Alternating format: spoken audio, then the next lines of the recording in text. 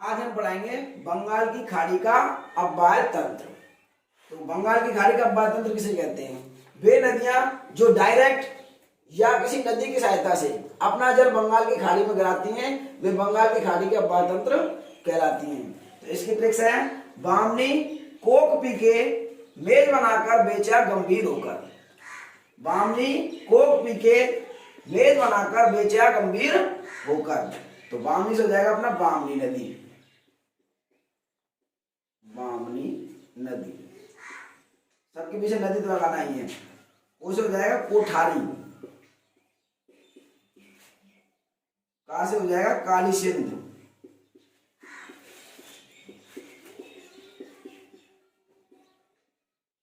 P से हो जाएगा पार्वती, के से हो जाएगा खारी,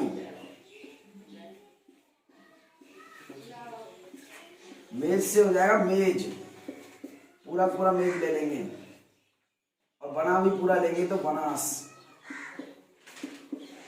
बना से बनास। कर अनइम्पोर्टेंट है यार, इसका कोई रोल नहीं करता। बे से बेडच, चा से चंबल, चंबल, आ से आहू और गंभीरी, गंभीरी। तो सबसे इंपॉर्टेंट है इसमें चंबल, तो इसको चंबल को पहले नंबर पे पढ़ेंगे। फिर इसमें बनास, बनास के बाद में कोठारी तीसरे नंबर पे पढ़नी है। ये इंपॉर्टेंट है। इसके बाद में कुछ खास रह नहीं जाता है, खाली उद्गम क्षेत्र पूछता है, ओनली और ओनली उद्गम क्षेत्र पूछता है। इसके बाद में देख लेंगे एक बेडच नदी, एक आहू, 4 और 5, ये देखने बस। इसके बाद में लेते हैं हम बंगाल की खाड़ी के अववाहि तंत्र में चंबल नदी। सबसे पहले फर्स्ट में पढ़ते हैं चंबल नदी। तो उद्गम चंबल, चंबल से चा से होता है चलना, चा से होता है चलना, चलना का मतलब पांव चाहिए, यानी पांव। तो चंबल का उद्गम होता है जनापाप की पहाड़ियां, और जनापाप की पहाड़ियां कहाँ है? महू, महू कहाँ है? इंदौर जिले में और मध्य प्रदेश राज्य में। और ये अपना जल कहाँ ले जाती है? बंगाल की खाड़ी में डाल देती है, अपना जल ले जाती है। उपनाम, उपनाम क्या है इसका? चरवंडमती, नित्यवाही, ये रोजाना बहती है इसलिए से नित्यवाही। 12 मासा नदी, ये 12 मास बहती है, पूरे 12 महीने बहती है इसलिए से 12 मासा नदी कहते हैं। राजस्थान की कामधेनु, जिस प्रकार देवताओं के लिए एक गाय थी जो मतलब 12 मास दूध देती थी कामधेनु, उसी प्रकार से राजस्थान में 12 मास जल देती है, इसीलिए इसको राजस्थान की कामधेनु कहा जाता है। आकार वृक्षाकार, वृक्ष होता है उस आकार की। इस नदी पर सर्वाधिक बांध हैं, चंबल नदी पर सर्वाधिक बांध हैं। विश्व की एकमात्र नदी, मोस्ट इंपोर्टेंट, विश्व की एकमात्र नदी जिस पर 100 किलोमीटर एरिया में 3 बांध बने हुए पास पास में। राजस्थान की एकमात्र नदी जो यूनेस्को की सूची में शामिल है। यूनेस्को ने इस नदी को, राजस्थान की एकमात्र नदी है चंबल नदी, इसको यूनेस्को की सूची में शामिल किया है। सर्वाधिक अवनाल का अपरदन, ये भी चंबल से ही होता है। सर्वाधिक अवनाल का अपरदन चंबल नदी से। अब अवनाल का अपरदन क्या है? जो जल के द्वारा मिट्टी काट कर बहाई जाती है उसे अवनाल का अपरदन कहा जाता है। अब घड़ियालों की शरण स्थली, यहाँ पे घड़ियाल भी बहुत, घड़ियालों की शरण स्थली चंबल नदी को कहा जाता है, क्योंकि यहाँ पे बहुत सारे घड़ियाल यानी मगरमच्छ मिलते हैं। राजस्थान में प्रवेश कहाँ करती है ये नदी? चौरासीगढ़, मंदसौर, मध्य प्रदेश, यानी चौरासीगढ़ गांव, मंदसौर तहसील और मंदसौर जिला और मध्य प्रदेश राज्य। ये तो मतलब ये मध्य प्रदेश के नजदीक है ये। इसके निकट राजस्थान में कौन सा? भैंसरोडगढ़, चित्तौड़गढ़ में। तो ये राजस्थान में प्रवेश करती है, चौरासीगढ़ के निकट भैंसरोडगढ़, चित्तौड़गढ़ में राजस्थान में प्रवेश कर जाती है। विलीन कहाँ हो जाती है? इटावा मुरादगंज के पास यमुना नदी में विलीन हो जाती है, और यमुना नदी फिर बंगाल की खाड़ी में जाकर के गिर जाती है। तो इस प्रकार इसका जल कहाँ पहुंच गया? बंगाल की खाड़ी में। फिर राजस्थान का सबसे ऊंचा जलप्रपात चूलिया जलप्रपात, जो कि इसी नदी यानी चंबल नदी पर बना हुआ है। कहां पे बना हुआ है? भैंस रोड के पास। फिर अगर भारत का पूछे तो भारत का सबसे ऊंचा जलप्रपात जोग जलप्रपात, जोग महात्मा गांधी जलप्रपात, जोग जलप्रपात को महात्मा गांधी जलप्रपात भी कहते हैं। इस पर बने बांध, तो बांध देखेंगे तो नदी ऐसे आ रही है उत्तर से ये नदी आ रही है दक्षिण से उत्तर की ओर, तो दक्षिण से उत्तर की ओर आ रही है, तो एक बांध तो इसमें मिल जाता है, गांधी सागर बांध, जो एमपी में पड़ जाता है। उसके बाद में एक बांध पड़ता है राणा प्रताप सागर बांध, तो राणा में जिस प्रकार जोश भरा होता है राणा प्रताप में उसी प्रकार इसमें जल भरा होता है। तो जल भराव की दृष्टि से यह सबसे बड़ा बांध है राजस्थान का। तो उसके बाद अपना जवाहर सागर बांध, और उसके बाद कोटा बैराज, तो कोटा बैराज है जो अपना कैचमेंट एरिया की दृष्टि से राजस्थान का सबसे बड़ा बांध है। अब इसके अगली स्लाइड में हम पढ़ेंगे इसके अब्बा क्षेत्र और इसकी सहायक नदियां। इसके बाद में लेंगे हम चंबल नदी की लंबाई, कुल 1051 किलोमीटर लंबी है। इसमें से 320 एमपी में बहती है, 222 राजस्थान में बहती है और 252 सीमा बनाती है एमपी, यूपी और राजस्थान की, और 157 यूपी में बहती है। इसके बाद में हम बात करते हैं चंबल नदी का अब्बा क्षेत्र, तो इसका सूत्र है तू बस चीकू धोकर ला, खावे के हमने आई, तू बस चीकू धोकर ला। तो ता से तो कोई जिला बनता ही नहीं है, बा से बूंदी, सा से सवाई माधोपुर, ची से चित्तौड़गढ़, का से हो जाएगा कोटा, और धो से हो जाएगा धौलपुर, कर से हो जाएगा करौली। इस प्रकार ये राजस्थान की चंबल नदी का अब्बा क्षेत्र है। अब चंबल नदी की सहायक नदियां, काकू आप अपनी मेज बापू से बनवाओ, काकू आप अपनी मेज बापू से बनवाओ, तो कहा से हो जाएगा काली सिंध नदी, ऊ से हो जाएगा कुराल नदी, आ से हो जाएगा आलनिया नदी, पा से हो जाएगा परमन नदी, आ से हो जाएगा आहू नदी, पा से हो जाएगा पार्वती नदी, मेज से मेज नदी, बा से बनास नदी, पा से पीपलाद नदी, और से शीत नदी। इस प्रकार चंबल नदी की सहायक नदियां इस ट्रिक से निकल आएंगी। इसके बाद में लेते हैं हम बनास नदी। बनास नदी की ट्रिक से उद्गम की और कहां जल ले जाती है, तो खंभ बनाकर बगल हट जा, खंभ बनाकर बगल हट जा, तो खंभ से हो जाएगा खमनौर की पहाड़ी राजसमंद में, यहाँ से उद्गम होता है इसका, खमनौर की पहाड़ी राजसमंद से। बनास हो जाएगी अपनी बनास नदी, कितने किलोमीटर लंबी है? 480 किलोमीटर, और बगल से बंगाल की खाड़ी में अपना जल ले जाती है। इसके उपनाम हो जाएंगे वर्ण आशा, वन की आशा, और वशिष्ठी नदी, वशिष्ठी नदी। तो पूर्ण बहाव की दृष्टि से राजस्थान की सबसे बड़ी नदी अपनी यही हो जाएगी बनास नदी, जबकि राजस्थान की सबसे बड़ी नदी, यहाँ पे पूर्ण बहाव शब्द नहीं लगाया तो हो जाएगी चंबल, परंतु पूर्ण बहाव शब्द लगते ही बनास हो जाएगी। कितनी है? 400 किलोमीटर। अब इसके बनास नदी में जो त्रिवेणी संगम है, त्रिवेणी संगम यहाँ 3 नदियां आकर के मिलती हैं, वो पढ़ लेते हैं। बीगोद भीलवाड़ा में, तो इसकी ट्रिक्स हो जाएगी गोद में मेवे बना, तो मे से हो जाएगी मेनाल, बे से हो जाएगी बेडच, और बनास हो जाएगी बनास, गोद में मेवे बना। तो राजस्थान में अगला है इसका बनास नदी का त्रिवेणी संगम राजमहल। राजमहल कहाँ है? टोंक में। राजमहल कहाँ है?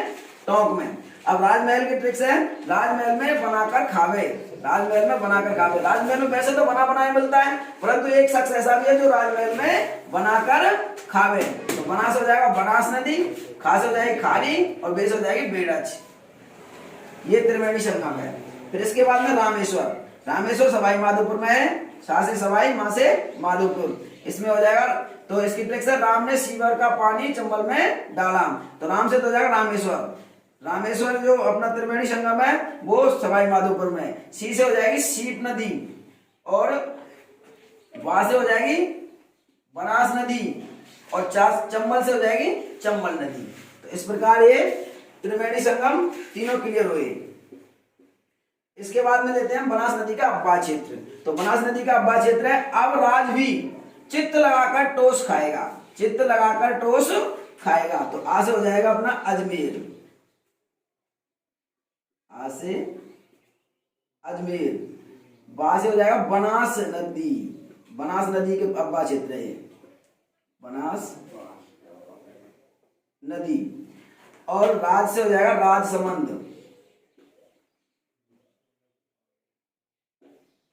राजसमंद। भी से हो जाएगा भीलवाड़ा, भीलवाड़ा।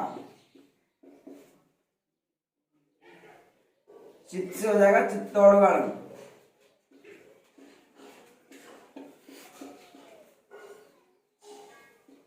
और लगाकर वैसे ही टो से हो जाएगा टोंक, सा से हो जाएगा सवाई माधोपुर।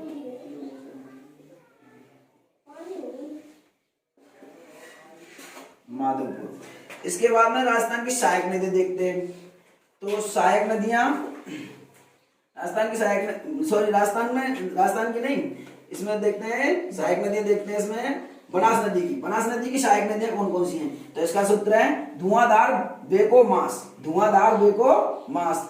तो धू से हो जाएगा धुंध नदी, और बे से हो जाएगा बेड़च नदी, को से हो जाएगा कोठारी नदी, मां से हो जाएगा मुरैल नदी और मासी नदी। तो इसके बाद में एक और फैक्ट रह जाता है इसमें, एक है बीसलपुर बांध, बीसलपुर बांध इसी नदी पे है, बनास नदी पे, बनास नदी पर। कहां पे है ये? टोंक में। बीसलपुर बांध बनास नदी पर टोंक में है। इसके बाद अगली स्लाइड, बंगाल की खाड़ी का अपवाय तंत्र की, बंगाल की खाड़ी के अपवाय तंत्र की कुछ अन्य नदियां लेंगे। अब अन्य नदियां यहाँ पे हो जाएगा उनका उद्गम, और यहाँ पे किस नदी में विलीन हो रही है। सबसे पहले लेंगे काली श्री, तो काली बाली, तो बाली कैसे लिखते हैं? वाली। इसमें गांव अपनी तरफ से ऐड करेंगे, तो बागली गांव, और देवास की पहाड़ियां, देवास की पहाड़ियां, यहां से तो उद्गम होता है। ये कहां पे है? एमपी से। तो अब इसमें काली सिंध, बाली गांव, देवास की पहाड़ियां एमपी से, और एक विलय किसमें हो जाती है? चंबल नदी में मिल जाती है। उसके बाद में बामनी, तो हरि सिंह नाम का वामन कम्बल ओढ़ के डोलता है, तो हरि सिंह, तो हरि सिंह से हो जाएगा मतलब हरिपुरा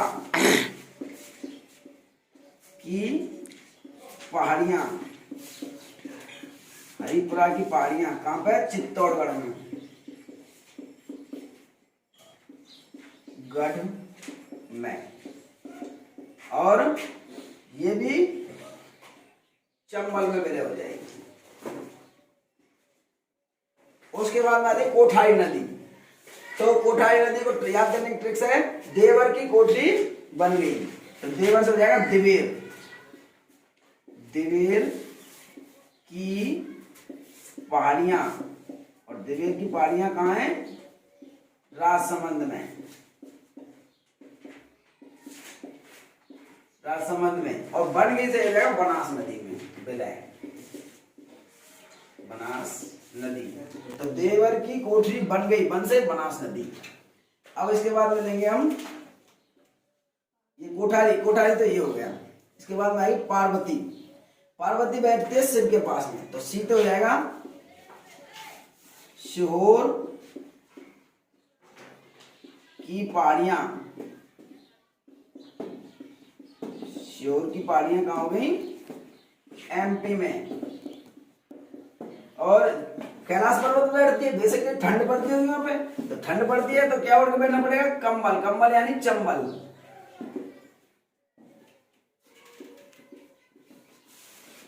इसके बाद में मेज, मेज, मेज गंदी हो जाती है तो उसको मांजते हैं, मेज मांजो चंबल के पानी से, मांजो, मांज से मतलब हो जाएगा मांजते हैं मांडलगढ़, मांडलगढ़ भीलवाड़ा में पड़ता है। मेज मांजो किससे? चंबल के पानी से, चंबल के पानी से। खारी, अब देखो खारी, खारी होता है चना का भूसा, यानी कि खाली। अब खाली होता चना घूसा, तो कोई बछड़ा था, बछड़ा, इसको याद करने की कैसे, कोई बछड़ा था खाली चढ़ चढ़ के बिजार बन गया, बिजार से आ जाएगा अपना बिजराल। बिजराल की पहाड़ियां, बिजराल की पहाड़ियां कहां पे है, राजसमंद। और बन गया से बनास, बन गया से बनास। अब इसके बाद में देखेंगे आहू, आहू नदी सुसनेर एमपी, सुसनेर एमपी से निकलती है ये, और राजस्थान में प्रवेश कहां पे करती है, नंदपुरा, नंदपुरा कोटा में राजस्थान में प्रवेश करती है।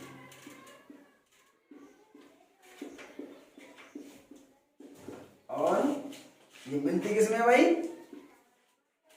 आहू, नंदपुरा कोटा में प्रवेश करती है ये नदी।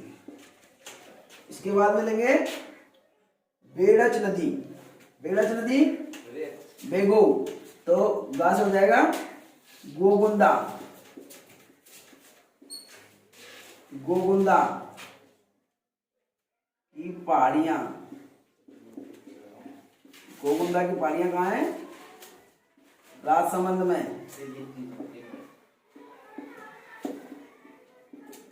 बेग बना, ये कहाँ मिल जाएगी, बनास नदी में। इसके बाद में आ जाता है गंभीरी नदी, गंभीरी नदी हो जाएगी। इसके बाद में है गंभीरी नदी, तो गंभीरी नदी मिलती है बेड़च में। और ये किस पहाड़ी में है, गंभीरी नदी किस पहाड़ी में आएगी, इसमें आ जाएगी करौली में, कहाँ आएगी, करौली में। तो हुरडा की पहाड़ियां करौली में, करौली नदी से, करौली जिले से ये नदी गंभीरी नदी निकलती है, कहां से, हुरडा की पहाड़ियों से। और कहां पे विलीन हो जाती है, किसमें विलीन हो जाती है, बेड़च में।